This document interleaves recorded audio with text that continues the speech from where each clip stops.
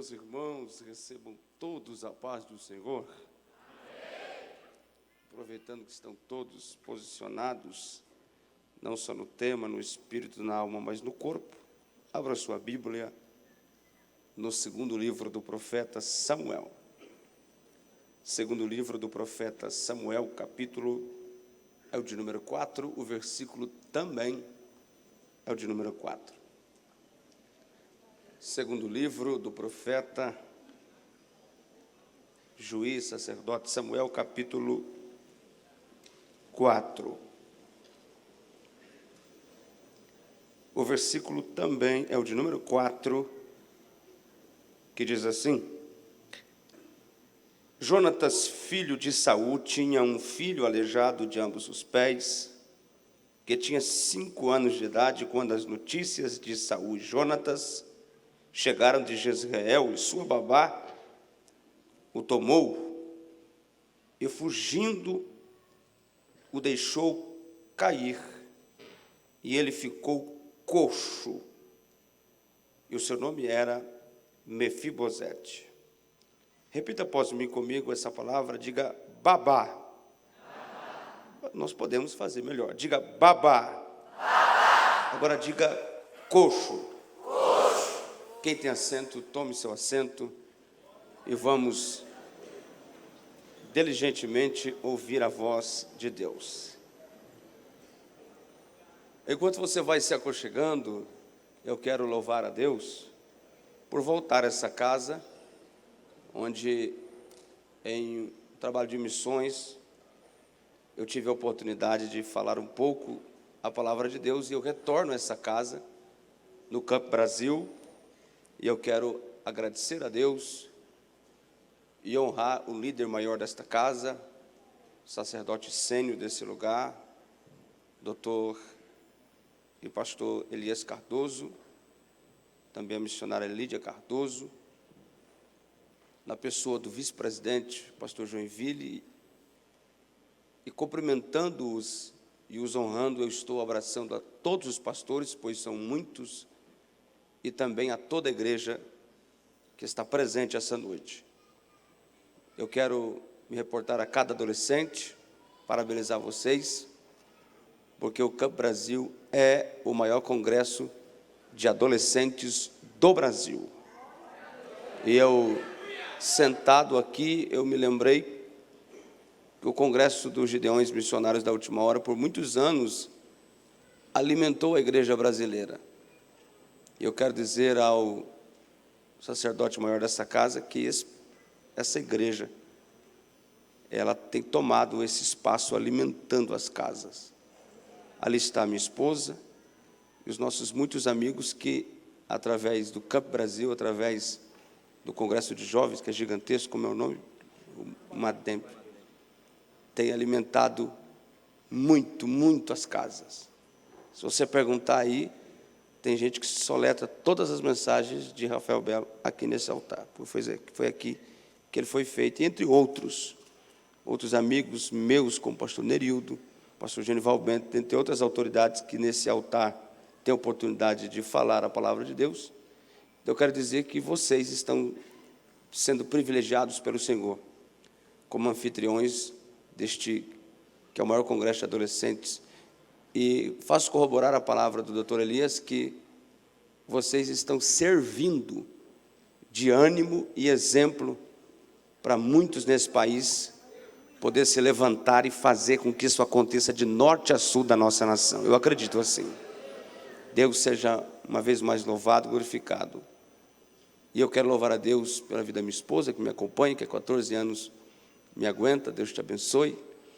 E eu pedi que ela viesse, e aí ela colocou algumas dificuldades, porque ela não abre mão daquelas crianças, pastor André Bueno, que o senhor conheceu aquele dia. Aí, quando ela viu que quem iria cantar hoje era o meu nome é Nielsen Gonçalves. Você viu que vocês erraram o nome dele, né? Mas isso é comum. O nome dele, pastor, é Wesley Ielsen, e o meu é Nielsen. E aí, no evento da convenção do aniversário de Alagoas, o pastor não sabia se falava Yelce ou Nielce, ele trocava. E quando minha esposa soube que era você, ela disse, eu vou, amor. Eu falei, me sinto honrado. Que alegria tê-lo aqui, viu? E sabe, pastora, a mulher tem uma influência muito grande. Eu estava fui terça-feira visitar o vice-presidente da Convenção Catarinense, que quem o conhece, ele é muito sisudo, muito fechado. E ele, as pessoas não entendem, mas ele consegue me dar a terça-feira de estudo dele para mim. Eu tenho uma amizade dele muito grande, eu fui estar com ele, e ele disse, eu quero que você vá à minha casa. Saímos de lá 4 da manhã. E no meio de lá, ela me cutucava, pastor. Indica ele. O que aconteceu com o pastor André Bueno, o senhor se lembra, pastor André, da ligação? Eu coloquei o senhor para cantar, para ver se te levam lá no Gedeões. Ele disse que vai te levar, viu? Mas é a minha esposa que indicou, foi eu não, tá bom? Que alegria poder rever você, tá bom? Estima do meu coração. O pastor Jonatas está aí, com um levita de Deus que está até de aniversário, sua esposa. Deus abençoe a todos. É um privilégio para mim poder estar aqui nessa noite. Queridos, com base no tema escolhido, eu quero honrar a Deus, ao doutor Elias, e a toda a direção, em especial ao pastor André Bueno, que é esse amigo que Deus deu a mim, minha casa e minha família. E a esse tema, pastor André, o senhor é a medida aqui, que tem estendido as mãos ao meu ministério. Quando hoje à tarde eu estava lendo, o Senhor me levou demais para esse texto que a gente leu. Você leu comigo uma triste história de um menino chamado Mefibosete. Esse menino, ele faz parte da terceira geração dos reis de Israel. Vocês sabem que a monarquia em Israel, ela iniciou-se com o fim da teocracia. Foram para frente da casa do sacerdote, juiz e profeta Samuel e fizeram um coro. Queremos um rei, queremos um rei, queremos um rei. E ele foi falar com Deus, olha, o povo não me quer mais. Aí Deus responde, Samuel, teocracia, teodeucracia, governo, não é você, teocracia sou eu. Quando eles pedem um rei, eles estão não destituindo você, e sim a mim. Teocracia sou eu. Quando eles querem um rei, eles não me querem mais. Mas fazer o seguinte, é um rei que eles querem?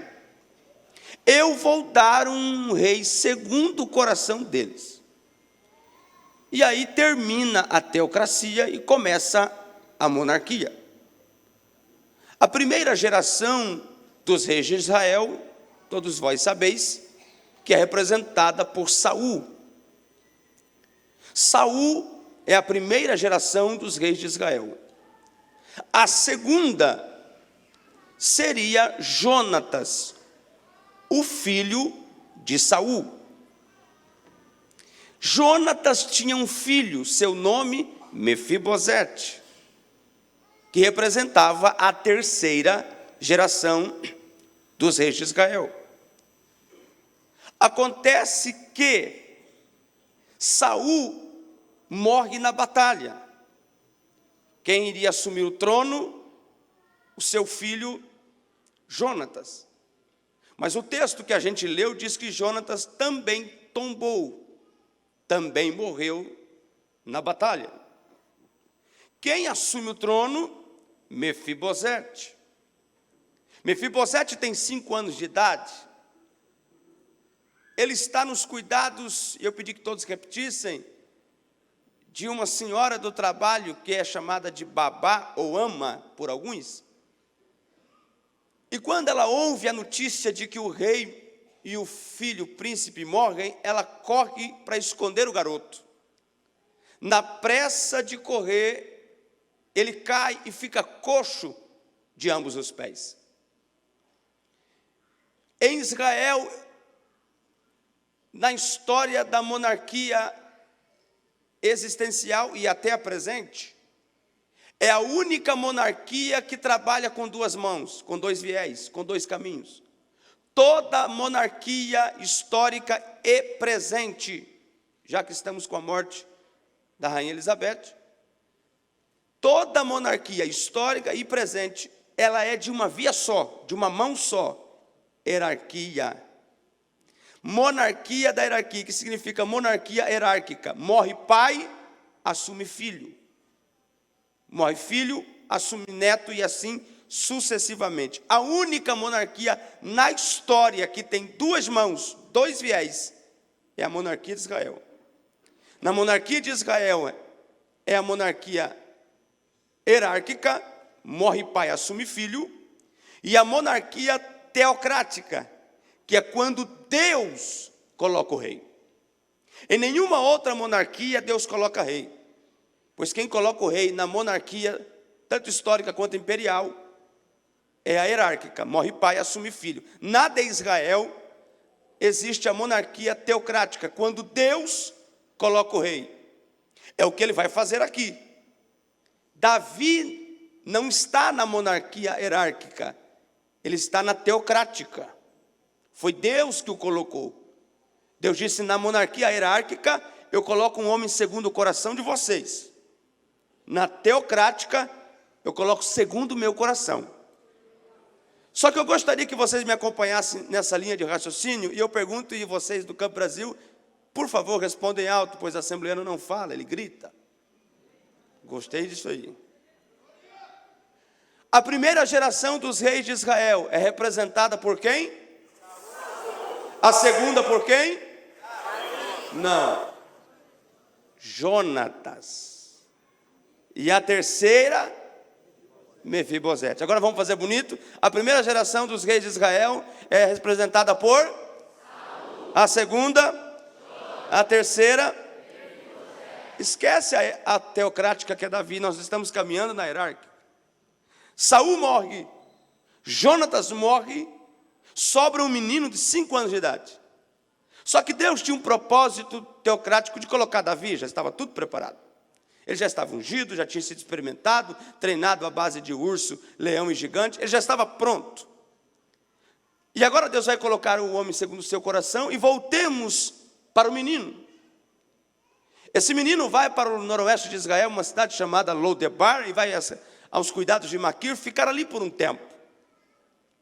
A terceira geração dos reis de Israel, ela é conhecida como geração coxa. Ele nasce perfeito, mas torna-se coxo. E nada tira de Mefibosete essa marca. A terceira linha, a terceira geração da monarquia hierárquica de Israel é coxa. Pastor, mas o senhor tem que falar das honrarias de Deus? O senhor tem que falar de tudo que Deus deu a ele? Perfeito. Inclusive, se tiver um pregador querendo pregar, vá uma mensagem pronta aí, ó, pronta. As 4 restituições de Mefibosete. Primeira, Davi manda ele voltar para Jerusalém.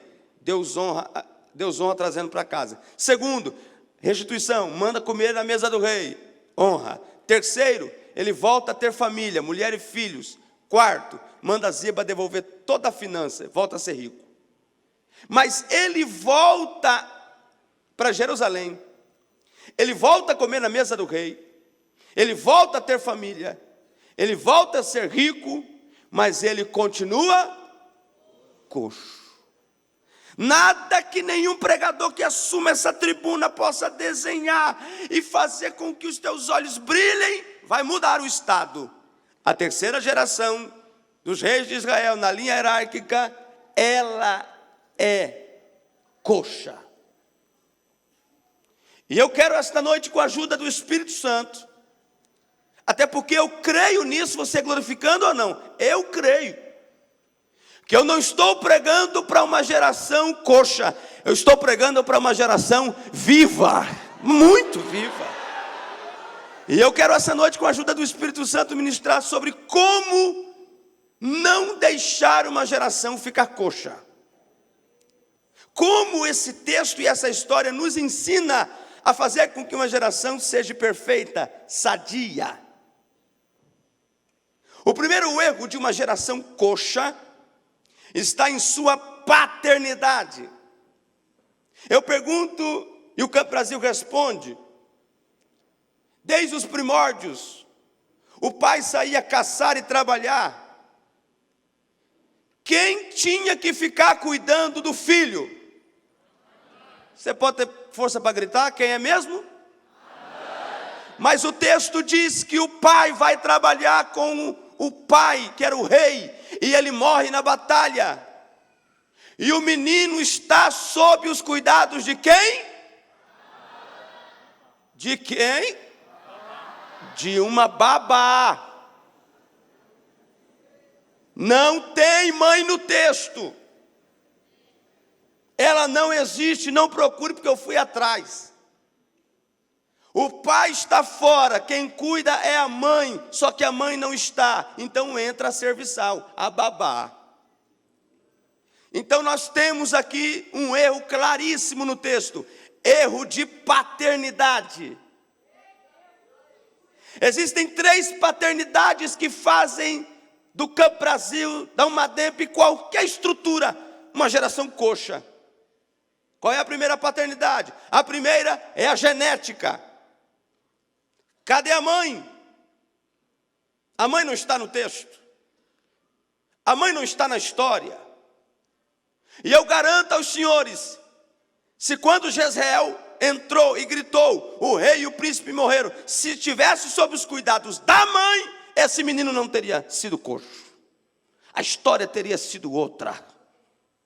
Porque a mamá tem mamadeira, mas não tem o peito da mãe.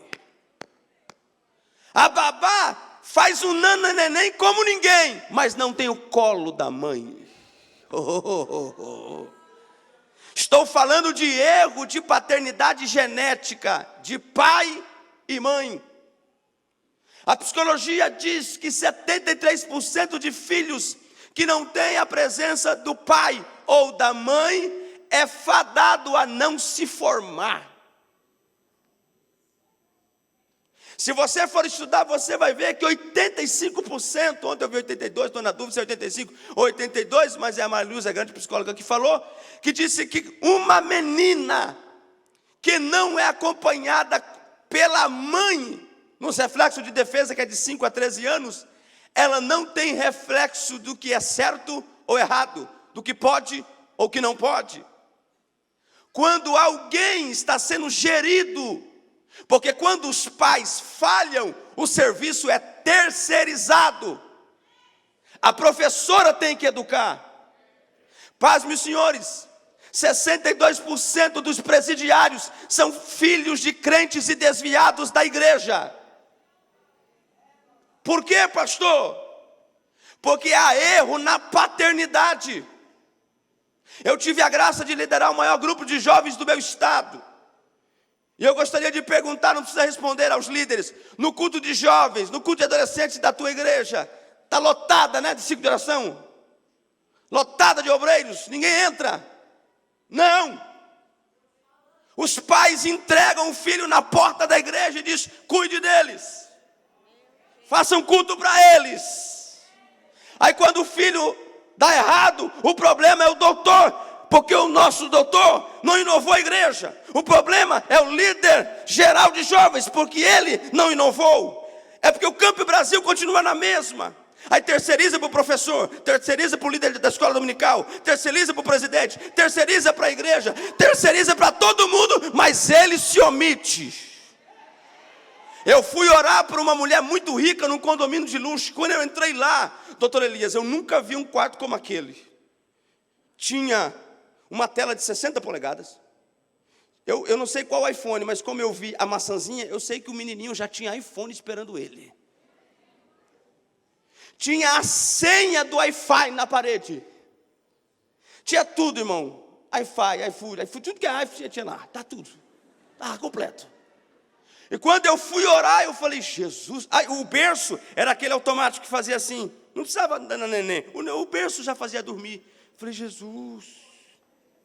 O Espírito Santo veio no meu ouvido e disse assim: pergunta para ela, cadê a Bíblia do bebê?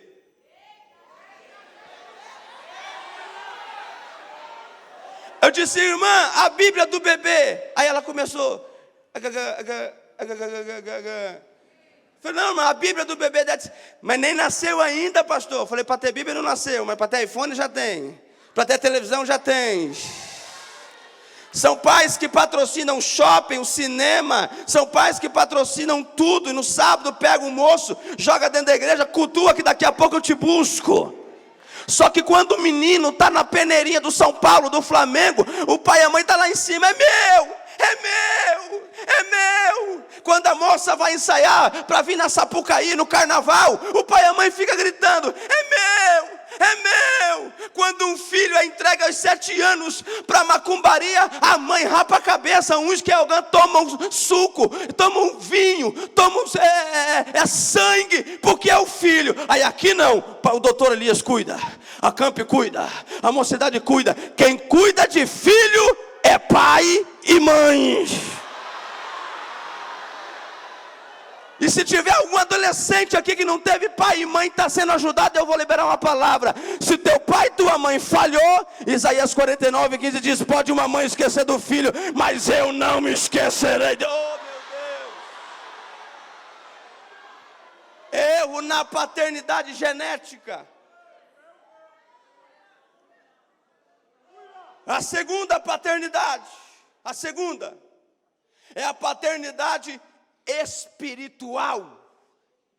Quem é a sua inspiração? Quem é o seu referencial? O meu servo Moisés é morto. Passe esse Jordão, capítulo 2. Aquele a quem você serviu, Moisés, referencial de Josué. E Eliseu jogava água nas mãos de Elias. Você tem servido quem? Quem é o seu referencial? Eu já assisti, já chorei muito, minha esposa é testemunha, já chorei muito com congressos épicos que aconteceram nesse altar. Muito. Te cito mensagens inteiras se você quiser. Muitos. Esse aparelho que você tem na mão é uma bênção. Quem tem celular, por favor, pegue ele e levante, rapidinho, por favor. Pode ser o iPhone 15 mesmo, levanta ainda nada não, levanta. Se a tela estiver trincada do Samsung 2, levanta também, não dá nada não, vai, assim. Levanta. Diga assim comigo, isso aqui chama-se no mundo espiritual.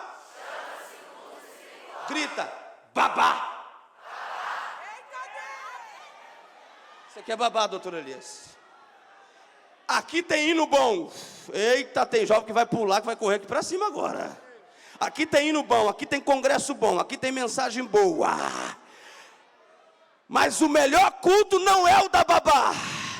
É o que acontece aqui na casa da mãe. Aqui, ó. Os desigrejados batem na gente, batem na nossa estrutura, batem em tudo que fazemos aqui. Mas veio a pandemia, o que teve gente em casa que não aguentava mais. Ué, meu irmão, tinha culto de babá, tinha culto de live, tinha culto antigo para você assistir. Mas tinha gente aqui que não aguentava mais a hora de arrancar máscara e vir para o campo e dar glória a Deus na casa do Pai.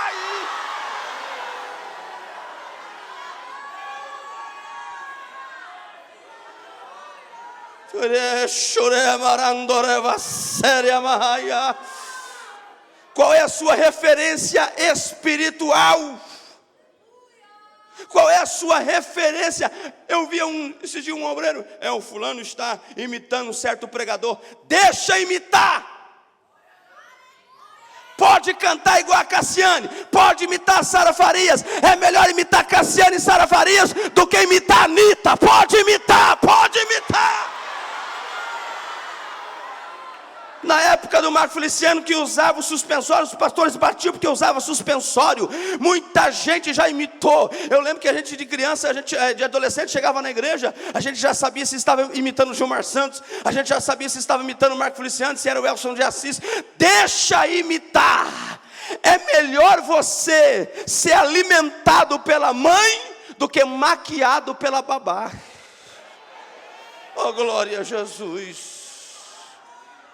Eu estou num congresso sentado para pregar, esperando a minha vez, pastor André Bueno, esperando a minha vez, quando de repente deram o microfone, um grande congresso, não dessa envergadura, mas um grande congresso. Aí quando deram o microfone para um menino de 17 anos, ele foi ler, ele errou a leitura. O vice-presidente chegou e disse ao presidente, eu do lado, e Deus me fez ouvir, não sei por que faz eu ouvir. Isso aqui não é congresso para um menino desse fazer a leitura.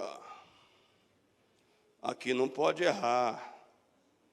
Falei, vou pegar esse microfone. Como é que aqui não pode errar, irmão? Com toda a respeitabilidade que lhe é merecedor. Doutor Elias aprendeu em algum lugar. Pastor Joinville aprendeu em algum lugar. E você sabe qual é o lugar de errar? Aqui. Você vai cantar e vai cantar errado aqui.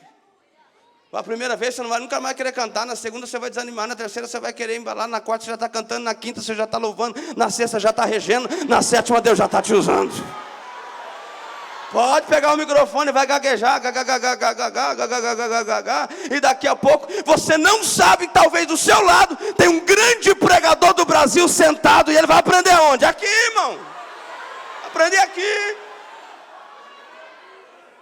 Em Foz do Iguaçu, no Paraná, onde eu comecei, onde meu pai é pastor, eu tenho 2 tios pastores no Paraná, onde nós começamos, eu liderei o maior grupo do estado do Paraná, em uma congregação, éramos 287 jovens. Irmão, pensa nos jovens pentecostal. Se me botar para passar raiva, é botar para pregar para gente que não dá glória a Deus. E o líder, o que montou, que eu não montei, peguei pronto. O nosso líder era um senhor muito tradicional, puxou para o meu pai, muito tradicional, muito sisudo. Não deixava entrar, não cantar dentro de anel. Ele tirava o anel se fosse para a caravana. Não deixava maquiagem, não deixava nada, irmão. E era um pentecoste, era um movimento, era um negócio doido. Nós cansávamos de chegar em igreja, cantar do lado de fora, sair todo mundo de dentro para a gente cantar, porque não cabia. Era uma loucura. E aí o Gersi foi assumir, a convenção deu um campo para ele e eu assumi o vocal. Aí fiquei conhecido, aí cantei tudo quanto é lugar. E levava, era 8 ônibus, a gente fazendo barulho. E aquele negócio gostoso naquela época, coisa boa. E aí vai para lá e vai para cá. Quando foi um dia o pastor Altair Luiz de Moraes, que hoje preside o campo de Telêmaco Borba no Paraná, ele disse assim, Deus falou comigo que fará pregadores. E todo domingo um moço dará uma palavra de 5 minutos. Irmão, eu sou maestro. Se o pastor André Bueno falar assim, Niel, você tem 10 minutos para montar um hino aqui. Eu monto rapidinho, pastor. É minha área, é rapidinho. Mas eu só sabia música, do, ré, mi, fá. Aí o pastor Altair falou assim, domingo que vem é ceia. E o nosso maestro, nosso líder, vai dar uma palavra de 5 minutos. Aí eu? Ele, você, mas eu não sei nada. Terminou o culto, eu fui no Fábio Távora, que dava a escola dominical, disse, Fabinho, o pastor colocou ele. Uhum. E o que eu faço? Ele, dá uma palavra. Eu falei, você precisa, eu nunca fiz isso, eu preciso da tua ajuda. Ele perguntou, qual texto bíblico você conhece? Aí eu falei assim, do, ré, mi, fá serve? Falou, não, Bíblia. Eu falei, não sei nada. Eu vou lhe dar um texto então. E aí você domina e prega. Eu falei, me ensina, vai. Aí ele, você vai abrir Jeremias capítulo 49, versículo 11. Aí você vai cumprimentar a igreja, vai ler. Aí você vai ler e vai ler assim, ó. Pode uma mãe todavia se esquecer, né, de um filho que ela amamenta, que ela cuida. Mas se isso acontecer, o Deus do céu não esquecerá de ti. Aí você entra assim, ó. Meus amados e queridos. Você pode entrar que não vai dar errado não. Não vai dar não. Você entra, meus amados. Essa palavra escriturística, eu sabia nem que era isso. Você vai entrar e vai dizer essa palavra aí. Você vai dizer assim, ó. A mãe é o maior amor do mundo. Não tem amor de tio, não tem amor de sobrinho, não tem amor de tio. Vai falando, mas o maior amor é o amor de mãe. Amor de mãe. E enaltece a mãe. Quando você enaltecer a mãe, você diz assim, mas se ela se esquecer, o Deus dos céus, ele nunca vai te... Você vai ouvir a igreja fazer assim, ó. Chá. Aí é fácil assim. Né? Quem assiste convenção, Gideões, Perus, vê aqueles negócios acontecendo. É fácil. Falei, está comigo. Aí ele, para te ajudar, eu vou te dar um segundo texto. Se você não quiser usar um, usa o outro. Eu falei, pode mandar. Ele, Jeremias 29, 11. Porque eu pensei os pensamentos que penso de vós, os pensamentos de bem, não de mal, para dar o fim que esperais. Como é que eu faço? Ele, meus amados e queridos, pode entrar. E aí você diz assim, ó, todo mundo sabe como começa, o mecânico, vai entrando, todo mundo sabe como começa, mas como termina, é só o Deus que você serve. E a igreja vai fazer assim, ó, chá. E se ela não fizer, você fala, levanta a mão e dá um grito. Aí eu, deixa comigo, irmão, domingo à noite. Doutor Elias, eu nunca vi um culto de ceia tão lotado igual aquele, doutor Elias. Pastora, saiu gente de tudo que... Eu falei, Jesus, Foz do Iguaçu veio tomar ceia tudo aqui hoje. Irmão, tinha gente de tudo quanto é lugar. Aí ele diz assim, Nielsen, a palavra. Bem na época que Deus tinha levantado o pastor Gilmar Santos, que pregou aqui. Não, mas é porque eu assisti. Pregou aqui. Bem na época que Deus levantou ele. E vocês lembram que ele fazia? Ora, ora, ora. Lembra disso? O senhor lembra disso, lembra? Todo mundo cumprimenta assim, cumprimenta o irmão que passeou, né? Aí ele não fazia assim. Aí eu assistindo Gilmar Santos, eu subi assim, aí ele pegou o pastor e disse assim, irmãos, se errar, está começando, vamos levantar pregadores. Aí ele me deu o microfone, e eu peguei o microfone, ao invés de cumprimentos irmãos, aí eu, é chegada a hora. Aí ele olhou assim e falou, meu Deus, esse menino é um mito. Na primeira palavra, todo mundo abre a Bíblia, quem trouxe o livro? Ele, meu Deus. Aí eu falei, abra a sua Bíblia. Quando eu falei, abra a sua Bíblia, sabe o que eu fiz, doutor Elias? Eu abri Jeremias com o capítulo de Isaías. Quando eu abri tremendo, que eu olhei que não tinha nada do que eu estava lendo, eu falei, peraí, deu errado. Não, mas ele me deu outro texto. Deus acaba de mudar a mensagem. Ele, meu Deus. Na primeira mensagem, já pensei, esse menino, por que eu não dei a mensagem final para ele? Só que quando eu fui ler Jeremias com o capítulo de Isaías, irmão, não tinha nada a ver também, porque eu mudei o livro, mas mudei o capítulo. E se eu dissesse, Deus mudou a mensagem de novo, ele ia dizer, peraí. Eu falei, eu vou ter que ler. Irmãos, acredite se quiser. Eu olhei para o texto e comecei. E estava dizendo assim o texto. E os cavaleiros e os cavalos de Faraó cavalgavam. E eu, quanto mais eu lia, mais cavalo aparecia naquele texto. Era cavalo. Gente do céu, era cavalo. E eu lia. E eu tentava, doutor Elias, continuar lendo para ver se abria, né? Deus é alguma coisa para me pegar. Eu falei, agora dá. E quanto mais eu lia, mais cavalo, irmão, mais os cavalos corriam. Eu falei, Jesus. Aí eu olhei para os irmãos e falei, pastor Altair, que foi, filho? Toma o microfone. E fui embora e nem regi o vocal. Vergonha, né, pastor? Vergonha. Mas estou pregando o maior congresso de adolescentes do Brasil hoje aqui no Peru. Por quê, pastor? Porque você vai errar aqui. Você vai experimentar aqui. Deixa tremer, deixa errar, deixa semitonar, mas vai cantando, vai pregando e Deus vai levantando como levantou todos esses que estão aqui.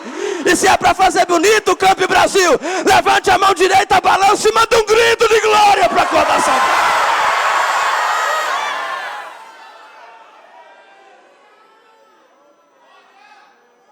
Paternidade genética é a primeira, a espiritual é a segunda. E a terceira, pastor, a ministerial. Eu não tenho dúvidas do que vou falar aqui. Eu estou pregando para moças que serão dirigentes de círculo de oração nesse tempo presente. Eu não tenho dúvida que estou pregando para moços que vai trabalhar em departamentos, vão pastorear, vão para a missão. Eu estou pregando para uma geração que tem ministério ainda, meu Deus.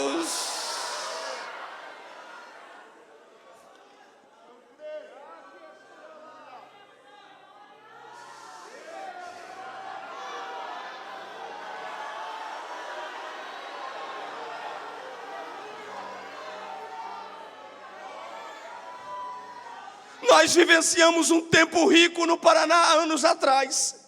E quando eu fui trabalhar, viver minha vida e deixei o vocal de lado, deixei o coral, deixei tudo que eu gostava de fazer na hora da música, e comecei a pregar e comecei a vivenciar aquilo, eu vi o meu estado do Paraná passar por um momento de esfriamento, os congressos sendo mirrados, um tempo que Deus colocou o Paraná para viver, e quando isso foi acontecendo,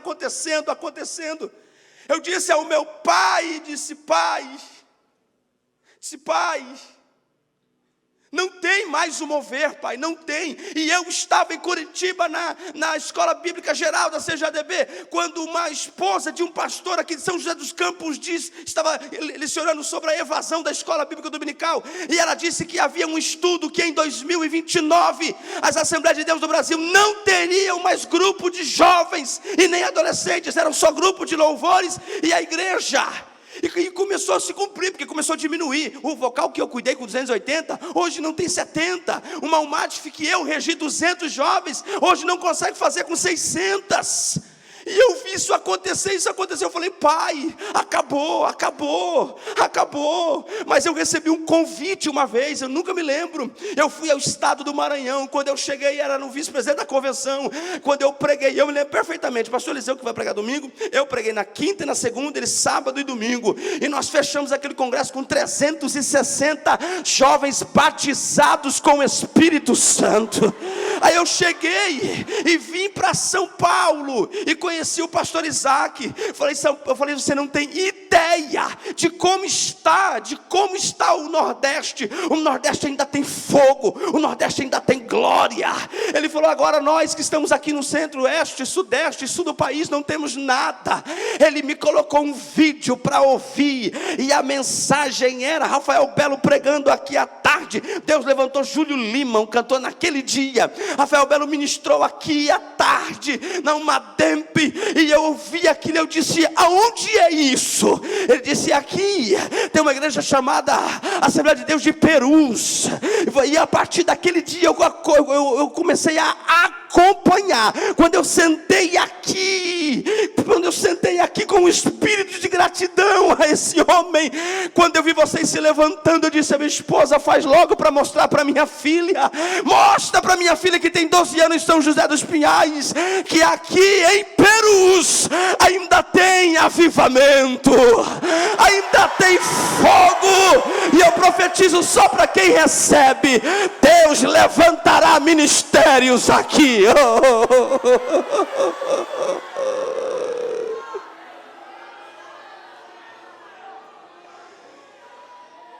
Erro na paternidade genética, erro na paternidade espiritual, e terceiro, erro na paternidade ministerial.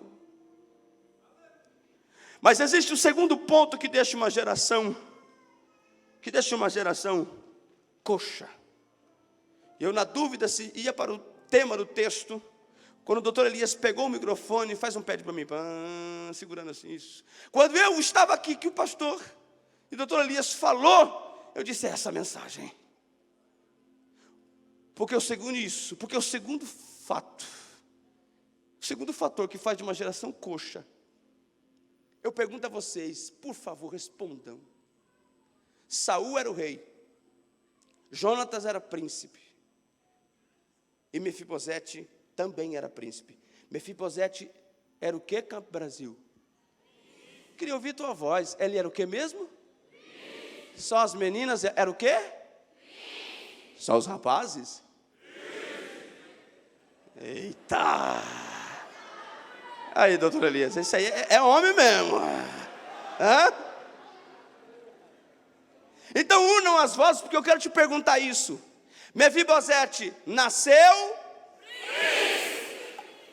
ele ficou coxo e continuou sendo, foi para Lodebar e continuou sendo, voltou para Jerusalém e continuou sendo, voltou a comer na mesa do rei e continuou sendo, voltou a ter família e continuou sendo, voltou a ser rico, Ziba devolveu tudo e ele continuou sendo, e termina falando bonito, ele morreu sendo, então ele só era príncipe. Não, glória é aqui, irmão, que se tu não vier eu dou o microfone. Mefibosete só era, só que a babá recebe a notícia que o rei e o príncipe morreram na batalha. No princípio hierárquico, morreu Saul, morreu Jonatas. Na cabeça da babá, quem estava no colo dela era o futuro quê? Mas ele não era rei.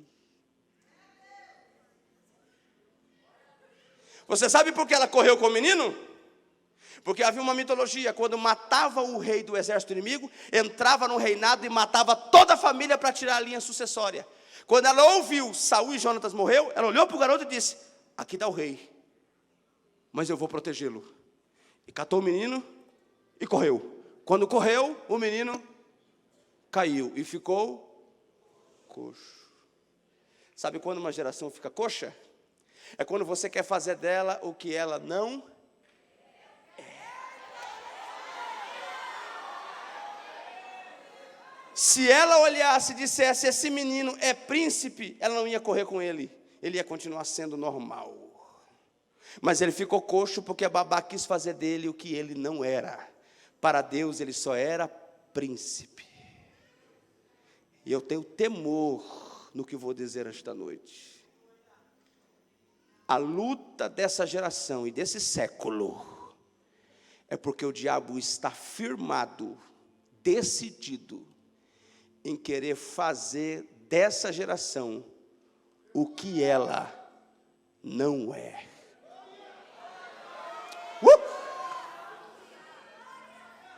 Doutor Elias, com muita respeitabilidade ao seu nome, mas tem um partido que trabalha no Brasil há 20 anos, e o senhor sabe qual foi o primeiro empoderamento desse partido, doutor Elias? O MEC. Por que o PT pegou o MEC? Porque ali estão os professores, ali estão os alunos. Então eu mexo com a cabeça das crianças, e eu tenho a geração que eu quero. Porque o diabo sabe que o que você nasceu para ser, queira ele ou não, Deus te fará ser. E o diabo armou estratégia: eu vou fazer deles o que eles não são. E aí começa a linha comportamental. Como que ele começa, pastor? Na escola. 90%, se não for mais dos seus professores, são de esquerda. A faculdade, o MEC, a OAB, tudo, 90% é tomada pela esquerda. Para a jurisprudência, para as decisões jurídicas. Para não falar muito do nosso STF, tudo é movido pelo amplo campo da esquerda. Paz, meus senhores, eu estou pregando esta noite, é uma catedral lotada, e do seu lado talvez tenha uma moça dizendo: pastor, eu concordo com tudo, mas para mim a menina pode ser o que ela quiser. O rapaz pode ser o que ela quiser. Está aqui, ó, a minha esposa, amicíssima, de uma mulher dirigente de círculo de oração, da nossa sede, feminista, está lá em casa para ela, que tem um irmão dessa natureza, e ela disse: nasce gay, dentro da igreja, dirigente de oração, está aqui. Daqui uns dias os senhores verão homens e mulheres se assentando com o sacerdote maior para tentar mostrar à luz de alguma filosofia que a menina nasce com desenvolvimentos A, B ou C, e que o menino pode ser o que ele, eu não sei se foi batido a tabaco na macumbaria, eu não sei quantos pai de santo e mãe de santo trabalharam para o Campo Brasil não acontecer, mas o tema é um só. Qual, pastor, que é o tema? O tema é esse aí, que está não só na tua camisa, não só na rede social, mas no seu coração. Nós não abrimos mão. Menina nasce menina, menino nasce menino, e acabou. Eu vou profetizar aqui: essa moça vai se casar com um rapaz, esse adolescente vai ser um obreiro, pai de família. Aqui na Assembleia de Deus do Perus, o diabo não tem vez. Quem concorda? Quem concorda?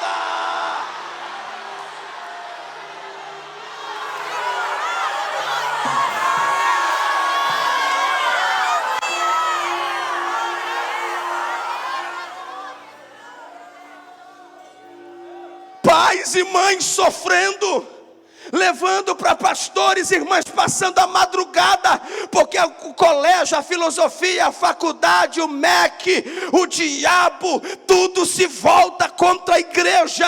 E eu vi um pastor ontem na rede social dizendo: Deus, o que será da tua igreja? O que será dos teus jovens se Luiz Inácio Lula da Silva ganhar a eleição? Primeiro que eu penso que ele não ganha, primeiro que eu penso, e segundo, se ganhar, César caiu, Tirano caiu, Faraó caiu, Nabucodonosor caiu, Ben-Hadad caiu, Senaqueribe caiu, todos caíram, a igreja vai continuar de pé. Deixa eu ver quem crê, deixa eu ver quem crê, deixa eu ver quem crê. Segura a mão direita assim, a esquerda, eu preciso encerrar as duas, uma é pouca. Diga comigo assim, moça, só as moças, diga: Deus, só as moças, Deus, eu nasci menina, e vou te honrar, sendo menina. Só os adolescentes, homens, segura todo mundo a mão, mas os homens digam assim: Deus, ó fraco, Deus, eu nasci macho, e vou te honrar macho. A mão que todo mundo levantou devagarzinho, coloca no ombro, vai, coloca no ombro, devagarzinho, vai.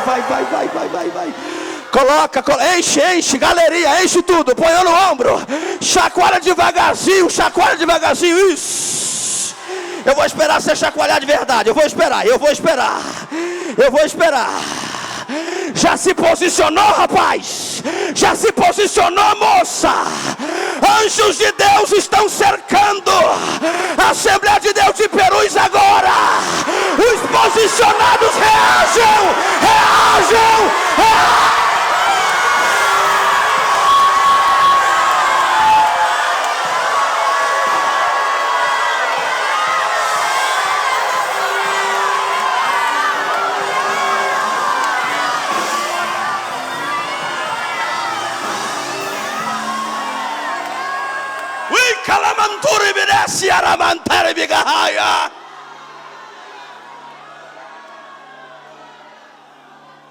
Dá para preparar? Tem que ter tocha?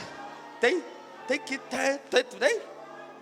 Eu vou encerrar, deixa eu falar uma coisa a vocês.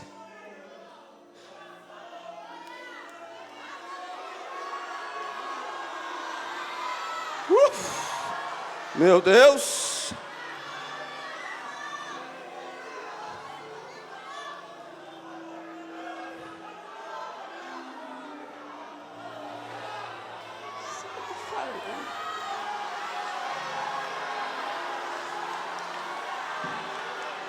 Aproveita!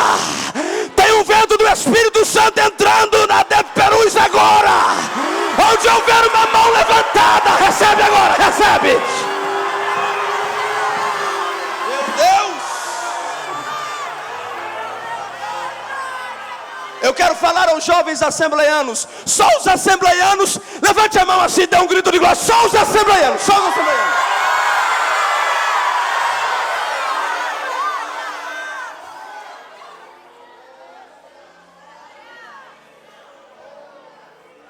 Com todo respeito, o pastor Jonatas está aqui, é de um outro ministério.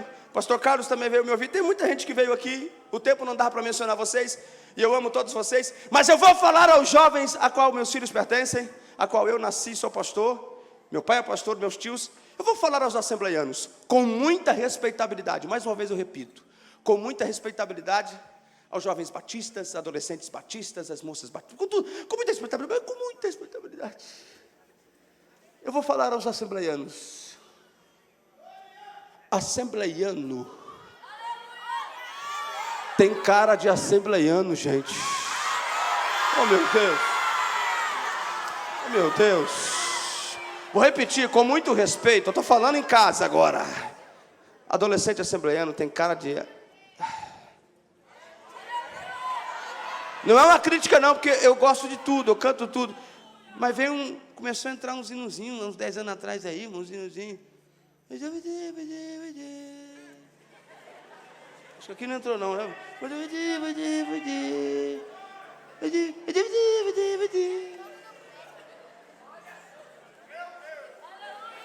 Você vai cantar lá o Tem Que Ter Tocha. Quando você entra num seminário adventista, tá todo mundo com a caneta e papel. Pensa nos adolescentes, irmão. Irmão, se eu falar isso aqui, você não pular desse banco, não fazer alguma coisa, irmão, pelo amor de Deus, eu não estou entendendo onde é que você está. Porque se você chegar num adventista do 7º dia, para os adolescentes lá, é canetinha e papel. Escreve aí, vírgulazinho, é normal. O seminário presbiteriano, já estão tudo digital, tudo no celular, tudo no tablet. Se você é um seminário batista, é tudo centralizado. Não deixa esse barulho, não. Isso, ele é quietinho, não pode ouvir nada disso, vamos ouvir, atenção. Agora você entrou num templo assembleiano, irmão.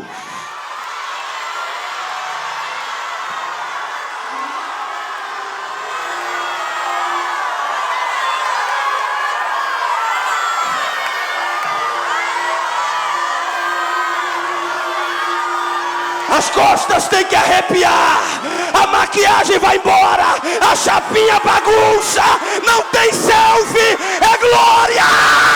É glória!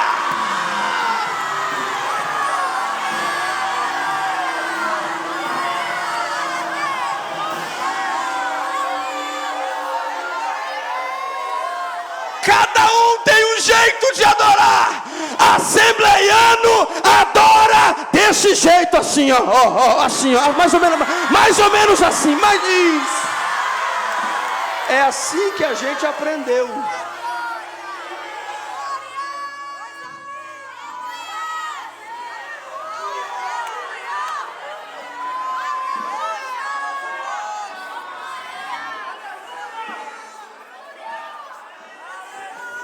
E outra coisa, adolescente, moça, o rapaz chamou você para conversar, tem que ser nesse padrão aqui, ó.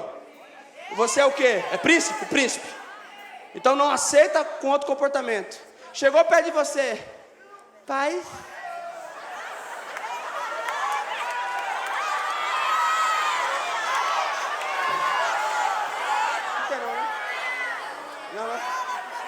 É o quê? Aqui é tudo paz do Senhor. Irmã, moça, pra você pensar em levar pro teu pai, o paz do Senhor tem que ser mais ou menos assim, ó. Paz, querida.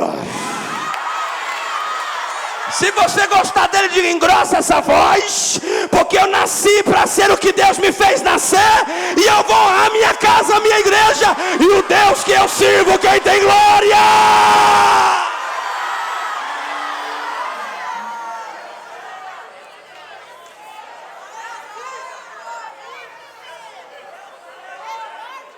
Eu fui pregar no Paraguai, eu era evangelista ainda. E o empresário que veio me buscar, eu já citei isso em vários lugares aí no Brasil, então se você viu no YouTube, vou repetir de novo. E aí o rapaz veio me buscar, um senhor, entrei na caminhoneta e fomos. O Paraguai é um lugar que não tem infraestrutura, que não tem estrutura como aqui. Aí entramos e fomos. Começou aquele calorzão grande, ele parou o carro para poder tomarmos uma coca. Quando ele parou, ele foi buscar, eu sentei na mesa e encostou uma charrete. Aqui só pode charrete, carroça, mesma coisa, né? Carroça, charrete. E 7 moças uniformizadas, preta e branca, pararam. Aí uma desceu buscar água. Eu falei, ô varão, aqui no Paraguai é moda todo mundo andar com a mesma roupa? Ele, não, por quê? Olha lá na charrete. Ele falou, não, o senhor vai pregar para elas daqui a pouco. Eu falei, do congresso? É, elas mesmas. Aí então nós já estamos chegando. Ele, sim, falta 73 quilômetros. Eu falei, quantos km? Ele falou, 73. Você está brincando? Eu falei, não. Mas elas vão assim, no sol, no sol. Não, aqui é muito pobre, pastor. Quem está trazendo é o senhor, a oferta é minha, hotel, tudo é seu. A igreja é grande, mas não tem condição, não.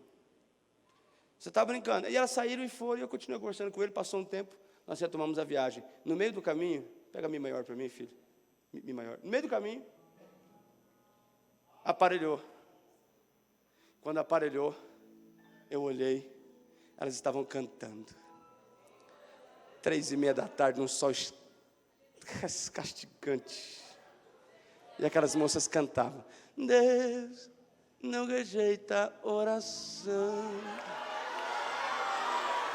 Oração é alimento.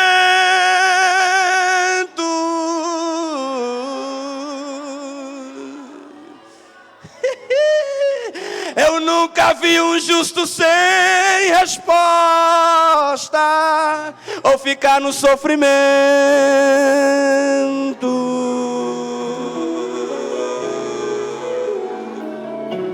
Eu olhei bem baixinho, bem baixinho. Eu olhei e a moça disse assim, bem baixinho, bem baixinho. A moça disse assim para ele: quem é esse? Vai pregar para vocês à noite. Ela parou a charrete. Tinha um bar e um campo do lado. Ela pediu para o senhor: sai, sai, sai, sai. E subiu. E ela fez assim, melhor. Ela fez assim, melhor. Se fosse coral, né? No meio da rua. Deus não rejeita a oração. Gente, era 7 moças cantando e batendo o pé. Oração é alimento. O jogo parou e saíram e elas cantando. Eu nunca vi um justo, um crente sem resposta ou ficar no sofrimento. Não? A menina do canto estava, basta somente esperar. E eu disse, ela vai cair. Eu disse, vai não, isso aí elas fazem na igreja todo dia. Deixa elas cantar, deixa elas cantar. Eu voltei para casa dizendo, o que está acontecendo com o meu Brasil? Se por quê? Porque lá ninguém vai de charrete. Alguém veio de carroça para o Campo Brasil? Quem veio? Carroça, charrete, 100 quilômetros a pé, quem veio? Quem veio? Ninguém veio, né? Está tudo de salto, tênis caro. Aí tem gente de iPhone 6, 7, 8, 9, 10, 11, 12, 13, 14, 15, não tem um 16 porque não saiu. Aqui os líderes trabalharam, gente ensaiando. Hoje nós estávamos no almoço e Deus tomou a mesa onde estávamos. Deus tomou esse homem e disse, Deus vai fazer coisas inefáveis no Campo Brasil esse final de semana. E quando eu sentei aqui, eu me lembrei daquelas moças cantando, enquanto vocês cantavam, e Deus dizia ao meu coração, eu não sei em outro lugar, mas em Perus, eu ainda tenho os meus separados.